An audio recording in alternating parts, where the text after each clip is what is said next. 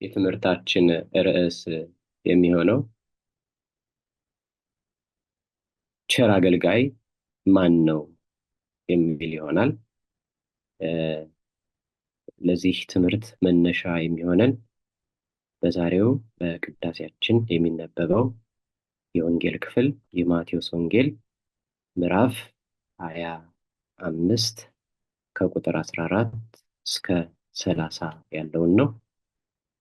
እንግዲህ ኢትዮጵያዊ ሊቅ ቅዱስ ያሬድ ስሙ ጎልቶ ከሚነሳባቸው ጉዳዮች አንዱ በአብይ ጾም ውስጥ ለሚገኙ ሳምንታት የየራሳቸው መጠሪያ መስጠቱ ነው። አባታችን ሊቁ ቅዱስ ያሬድ እነዚህን ሳምንታት ስያሜ ሲሰጥ ከምንም ተነስቶ ሳይሆን ጌታችን አምላካችን መድኃኒታችን ኢየሱስ ክርስቶስ የሰራቸውን የቸርነት ስራዎች ያስተማራቸውን ትምህርቶች ድውያነ ስጋን በታምራት ድውያነ ነፍስን በትምህርት ሲፈውስ በነበረበት ጊዜ በስጋ ማርያም ተገልጾ ያንን የጌታችንን ስራ እያሰበ ለእያንዳንዱ ሳምንታት ስያሜ ሰጥቷል ማለት ነው። በዚህም መሰረት እግዚአብሔር ፈቅዶ በእድሜ ላይ እድሜ ሰጥቶን ዘወረደን፣ ቅድስትን፣ ምኩራብን፣ ደብረ ዘይትን ለማየት ታድለናል። ዛሬ ደግሞ ገብርኄር ደርሰናል። እግዚአብሔር አምላክ ለቀጣዮቹ ለኒቆዲሞስ፣ ለሆሳዕና፣ ለትንሣኤውም ያደርሰን። ስለዚህ የአብይ ጾም 6ኛ ሰንበት ገብርኄር ይባላል። ገብርኄር ይባላል። በዚህ ቀን ስለ ቅን አገልጋዮች፣ ለአገልጋዮች የሚያገለግሉበት ጸጋ የሚሰጥ ውሃ በጸጋ አገልጋዮቹን ገብርኄር እያለ ዋጋ የሚሰጥ አምላክ መሆኑ እየታሰበ ይመለካል። ለእያንዳንዱ ሰው ጸጋ የሚሰጥ አምላካችን ሉል እግዚአብሔር እንደሆነ የሚታሰብበት ቀንና እንዲሁም ደግሞ ይህንን ጸጋ ሰጥቶ ተቀባዮቹ በቅንነት ያገለገሉ እንደሆን በአምላካችን ዘንድ ቅን አገልጋዮች ተብለው እንደሚጠሩ ዋጋቸውም እንደሚሰጣቸው የምናስብበት ዕለት ነው። መልካም የሆነ አገልግሎትን ፈጽመው ከፈጣሪያቸው ምስክርነት የሚያገኙ ሁሉ በዚህ ስም ይጠሩበታል። መልካም የሆነ አገልግሎትን፣ በስራ የተገለጸ አገልግሎትን፣ በቅንነት የተገለጸ አገልግሎትን ፈጽመው ከፈጣሪያቸው ምስክርነት የሚያገኙ ሁሉ በዚህ ስም ይጠሩበታል። ምስክርም የሚሆን ፈጣሪያችን ነው ማለት ነው። ፈጣሪያችን ነው ለስራችን። ጌታችንና አምላካችን መድኃኒታችን ኢየሱስ ክርስቶስ በፍርድ ቀን ሲመጣ ኑ እናንተ የአባቴ ብሩካን ዓለም ከተፈጠረበት ጊዜ ጀምሮ ያዘጋጀውላችሁን መንግስት ውረሱ ብሎ ወደ መንግስተ ሰማያት የሚያስገባቸው የታመኑ ቅን የሆኑ አገልጋዮች እንደሆኑ በማቴዎስ ወንጌል ምዕራፍ 25 ቁጥር 34 ላይ ተመልክቷል። ስለዚህ ኑ የአባቴ ብሩካን ለመባል ቅንና ታማኝ አገልጋይ፣ ታማኝ ክርስቲያን ሆኖ መገኘትን ያስፈልጋል ማለት ነው። እንግዲህ በቅዳሴ ሰዓት የሚነበበው የወንጌል ቃል ማቴዎስ ወንጌል ምዕራፍ 25 ቁጥር 14 እስከ 30 ያለው ነው ብለናል። መድኃኒታችን ኢየሱስ ክርስቶስ የወንጌልን አደራ በምሳሌ እንዳስተማረ ነው የሚናገረው። ትምህርቱም ቃሉም ታሪኩ እንደሚከተለው አቀርበዋለሁ። አንድ ባለጸጋ ሰው ነበር ይላል። አንድ ባለጸጋ ሰው ነበር። እንግዲህ ጌታችን በምሳሌ ያስተምራል። ቃሌን በምሳሌ ከፍታለሁ እንዲል ትምህርቱም አንድ ባለጸጋ ሰው ነበር። ወደ ሩቅ አገር ለመሄድ ባሰበ ጊዜ አገልጋዮቹን ጠርቶ ከመንገዱ እስኪመለስ ድረስ ይሰራበት ዘንድ ለአንዱ 5 መክሊት፣ ለሁለተኛው 2 መክሊት፣ ለሶስተኛው አንድ መክሊት ይሰጣል። ባለጸጋውም ሰው ከሄደበት ሲመለስ እነዚህን ሰዎች የሰጣቸውን መክሊት አተርፈውበት እንደሆነ አጉድለውት እንደሆነ ሳይሰሩበት እንደሆነ ጠየቃቸው። አምስት የሰጠውን ጠየቀው፣ 10 መክሊት አድርጎ ጠበቀው። 2 የሰጠውን ጠየቀው፣ 4 አድርጎ ቆየው። 1 የሰጠው ግን ሳያተርፍበት አንዱን ብቻ መለሰ። ደግነቱ ሁሉም የተሰጡትን አላጎደሉትም። ማትረፍ ግን ነበረባቸው። ማትረፍ ግዴታቸው ነበረ።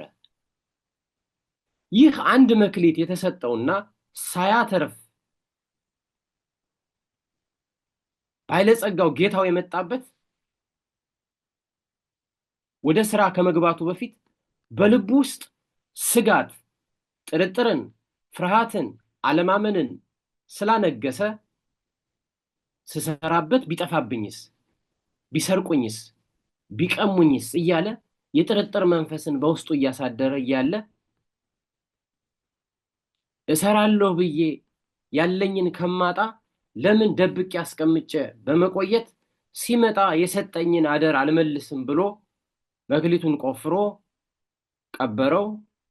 ጊዜው ሲደርስ ባለ ንብረቱ መጣና አገልጋዮቹን ያው ይተሳሰባቸው ጀመር። ተሳሰባቸውም ማለት ነው። እንግዲህ የሶስተኛውን አገልጋይ በተለይ 1 ተሰጥቶት ምንም ሳያተርፍ ያለውን ቆፍሮ ቀብሮ ያንን እንደሰጠ ይህንንም ያደረገበት በውስጡ ጥርጥርና ፍርሃት፣ አለማመን ስላደረበት እንዲሁም ስንፍና ስላደረበት እነዚህን ነገሮች በውስጡ አድርጎ ሳያተርፍ እንደሰጠ ይናገራል። በቅድሚያ 5 የወሰደው መጣና ጌታዬ ሆይ 5 መክሊት ሰጥተህ ነበር፣ ይኸው ሌላ 5 መክሊት አተርፌያለሁ ብሎ 10 መክሊት ሰጠው። እንዳልነው ጌታውም ምን አለው? መልካም አደረግ አንተ መልካም አገልጋይ ገብርኄር፣ በጥቂቱ ስለታመህ በብዙ ላይ ስለምሾምህ ና ወደ ማን ግባ አለው?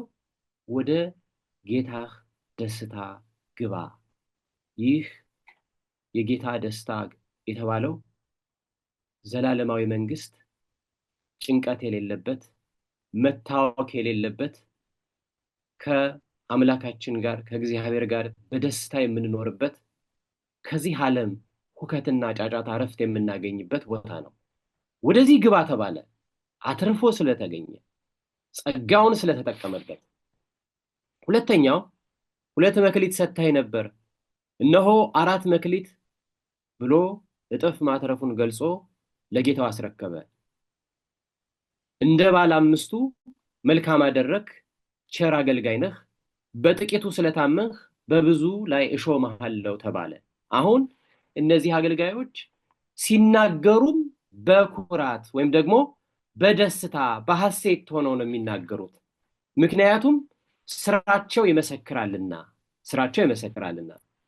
ሶስተኛው ግን ሰነፍ፣ እንግዲህ ቃሉ መራራ ነው። የሰነፍ አካሉን ብቻ ሳይሆን አይምሮውም ሰነፍ ነው።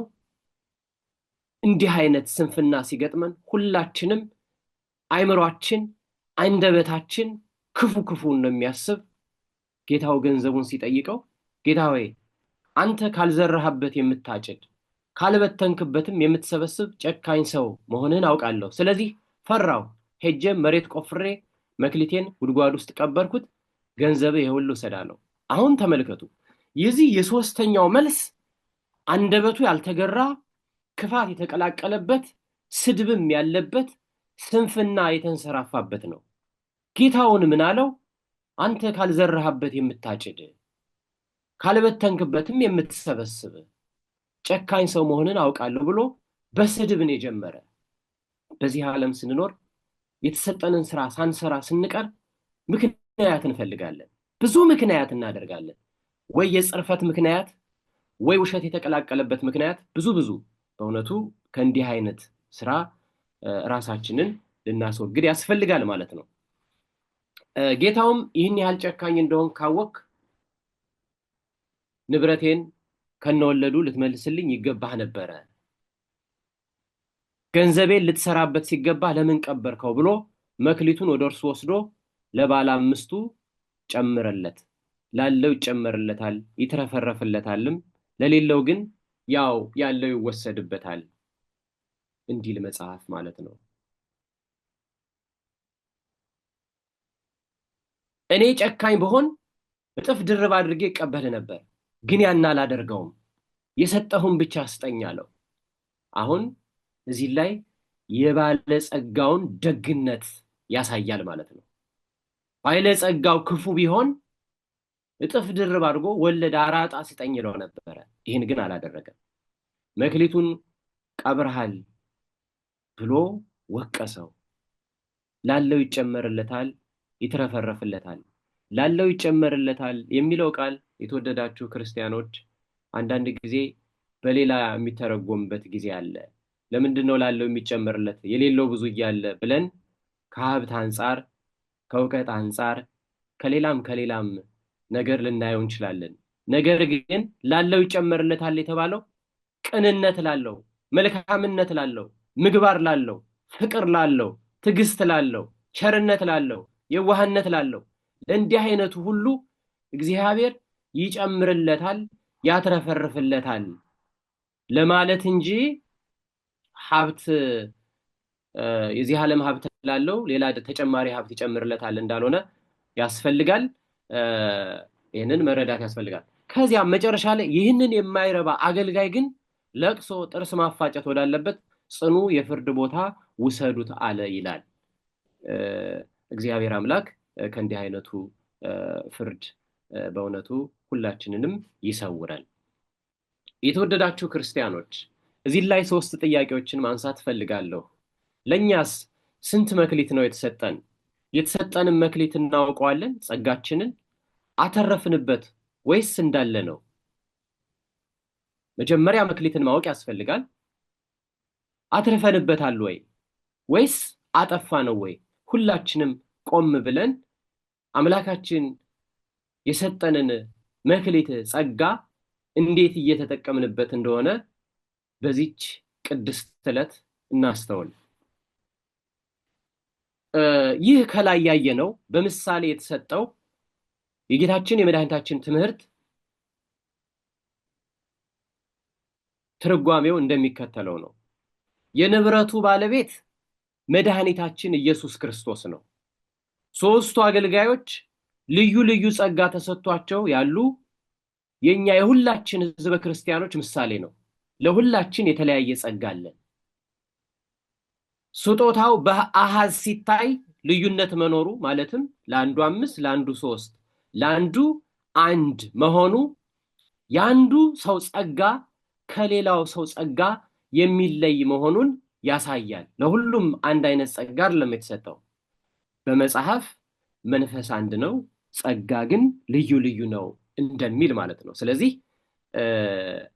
የተለያየ ጸጋ እንዳለን የሚያመለክት ነው 5 3 1 መሆኑ ማለት ነው። ይህንን አባቶቻችን መጽሐፍ ቅዱስን በዚህ መልኩ ተርጉመው ያስተምሩናል። በእውነት የአገልጋዮቹ ባህሪ የመጀመሪያውና የሁለተኛው አገልጋዮች መንፈስ ሁለቱም ሰርቶ ማግኘት እንደሚቻል የሚያምኑ ለጌታቸው ታማኞች፣ በስራ ላይ የሚያጋጥማቸውን ችግር በማሰብ ጊዜያቸውን የማያጠፉ፣ ለምክንያት የማይሮጡ፣ ይልቁንም ጌታቸውንና አምላካቸውን ተስፋ አድርገው በተሰጣቸው መክሊት ተጠቅመው አምላክንም አመስግነው የሚኖሩ የሚያልፉ መሆናቸውን ያስረዳል። ሁለተኛው አገልጋይም እንደ መጀመሪያው አገልጋይ ለምን 5 አልተሰጠኝም ብሎ ያለ ኩርፊያ በተሰጠው የሚሰራ ነው። የተወደዳችሁ ክርስቲያኖች ይሄ በእውነቱ ለኛ ትልቅ ትምህርት ነው። ሁለተኛው አገልጋይ እንደ መጀመሪያው ለምን 5 አልተሰጠኝም ብሎ አላጉረመረመም። አሁን በዚህ ዓለም ስንኖር አንዳንድ ጊዜ የሌላውን እናያለን። በተለይ ደግሞ አሁን ይሄ የሶሻል ሚዲያ በበዛበት ዓለም እዚያ ውስጥ ያለውን ነገር እያየን ለኛ የተሰጠንን መልካም ነገር ሁሉ እንዳናይ ባዶ ምንም እንደሌለን አድርገን እንድንመለከት በእግዚአብሔር ላይ በእውነቱ ክፉ ቃል እንድንናገር የሚያደርገን ሁኔታ አለ። ሁለተኛው አገልጋይ ሁለት የተሰጠው በእውነት ራሱን ከሌላ ጋር አላስተካከለም። ይልቁንም ባለችው በተሰጠችው ያለ ኩርፊያ፣ ያለ ምቀኝነት፣ ያለ ክፋት፣ ያለ ማጉረምረም በቃ የኔ ስራ የተሰጠኝን መጠቀም ነው ብሎ የሚሰራ ነው። ባለ አምስቱ ሲያተርፍ ባለ ሁለቱም ሁለት በማትረፍ ተመሳሳይ ትጋት የታየባቸው አገልጋዮች ናቸው። አምስትም ይሰጠን፣ ሁለትም ይሰጠን፣ አንድም ይሰጠን፣ 10ም ይሰጠን፣ ሁላችንም በተሰጠን ሁሉ መስራት ከቻል ትጋታችን ይመዘገብልናል ማለት ነው። ዋጋችንም እኩል ነው የሚሆነው ማለት ነው። ለሁለቱም የተሰጠው የክብር ስም አንድ ነው። ገብርኄር ቸር አገልጋይ መባል። የሚገቡበትም የክብር ስፍራ አንድ ነው። ያም ቅድም ያልኳችሁ የጌታችን ደስታ ነው። ሁሉም ባለው ቢሰራ እግዚአብሔር እንዲህ ሊከፍል ዝግጁ ነው። ሁለቱም በጥቂቱ የታመኑ ነበሩ። በጥቂቱ ከታመንክ በብዙ ሾማለሁ እንዲል በዚህ በጥቂቱ በ5 እና በ2 መክሊት ስራ እንዲሰሩ የጠየቃቸውን ሰዎች እግዚአብሔር በብዙ ሾማቸው። የብዙ ሹመት የጌታ ደስታ ከዚህ በላይ ሹመት ምን አለ?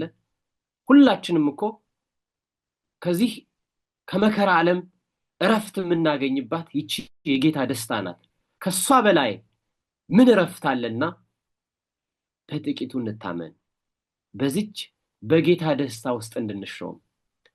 ከሰው አንጻር ሲታይ ባለ አምስቱ እንደ ባለ ሁለቱም የባለ ሁለቱም እንደ ባለ አምስቱ ጥቂት ነበር።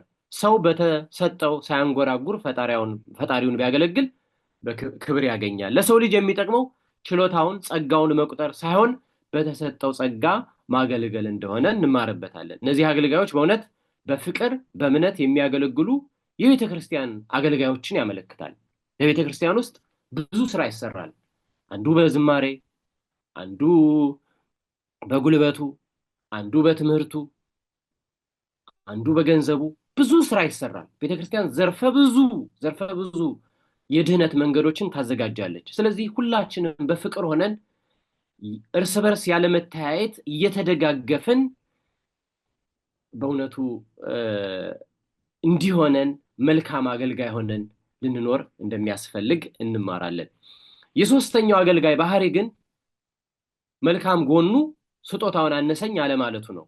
ልብ በሉ፣ ሲሰጥ አነሰኝ አላለም። ምናልባት ስንፍናውን ስለሚያውቅ ይሆናል ብለው አባቶቻችን ይናገራሉ።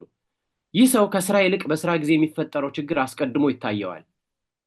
የሰነፍ አርቆ አስተዋይ እንደሚባል ሲያተርፍ ሳይሆን ሳያተርፍ ብቻ ይታየዋል። በዚህ ዓለም ስንኖር በተለይ እግዚአብሔርን በፍጹም ከአይምሯችን ከቤታችን ከልቦናችን ስናስወጣው የሚታየን ጭፍን ብቻ ነው። በትምህርቱ ያለው ስለመውደቁ ስላለመሳካቱ፣ በንግዱ ያለው ስለመክሰሩ፣ በአገልግሎቱ ያለው አገልግሎቱ ዋጋ እንደማያገኝ ጭፍኑ ዳርከስት ሳይቱ ብቻ ነው የሚታየን። በእውነቱ ከእንዲህ አይነት ልንርቅ ይገባል። ይህ ጌታችን አምላካችን አብሮን እንዳይደለ በቸርነቱ አብሮን እንዳይደለ በልብ ማሰብ ነው። ስንፍና ነው በእውነቱ። አንዱን ሁለት ሲያደርግ ሳይሆን ያንኑ ያለውን ሲቀማ ይታየዋል፣ ሲያጣ ይታየዋል። በጌታው ፊት እንደ ወንድሞቹ አይነቱን ትርፍ ይዞ ቀርቦ ሲሸለም ሳይሆን አይነታው ጠፍቶበት ለጌታው የሚመልሰውን ሲያጣ ያ ሁሉ ይታየዋል። ክርስቲያን ግን እንደዚህ አይደለም። ባጣ እንኳን ክርስቶስ አለኝ ብሎ የሚያስብ ባለሙሉ ልብ መሆን እንዳለበት ያስተምረናል። በመሆኑም ምንም መስራት አልቻለም። የተሰጠውን መክሊት ኪሱን አላምነው ብሎ መሬት ቆፍሮ ቀበረው።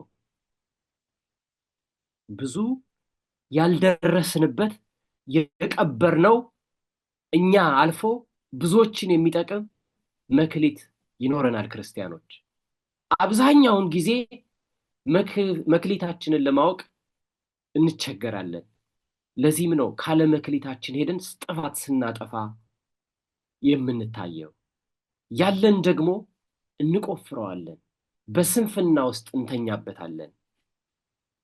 ይህንን ነቅተን ልናውቅ ልናስተካክል ይገባል። በአጠቃላይ ባለማመን የተያዘ ሰው ነው።